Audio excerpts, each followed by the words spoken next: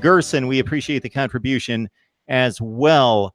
Devin Ray, ask Cam, who becomes Miami's new red zone target without Langham on the team? Who is the new Mr. Clutch?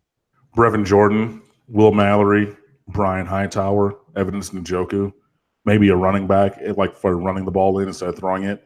I mean, yeah, all of those guys are 6'3" or taller. You know, I mean, and you can run good routes too in the red zone. I mean, KJ Osborne, just spoke about him.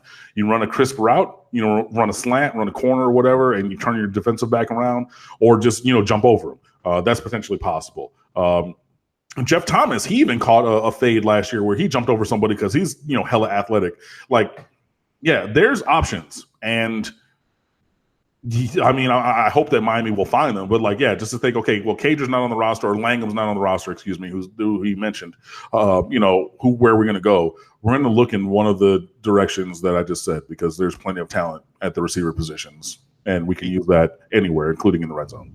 Speaking of Jeff Thomas, statistical question or projection here, 904 Hurricane wondering if Jeff Thomas has a good shot at 1,000 yards.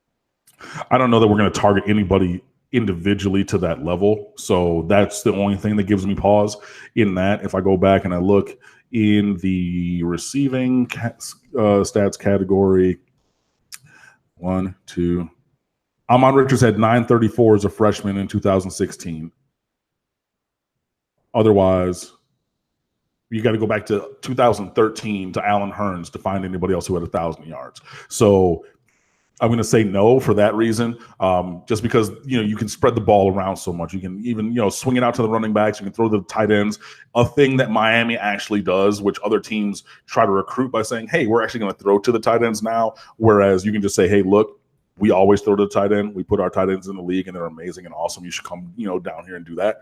So, yeah, I mean, does he have the talent if he were like to be featured like in the same manner that Amari Carter or Jerry Jeudy at Alabama, in that kind of a way where you're getting, you know, almost 2/3 or 3/4 of the passes that the offense throws thrown in your direction?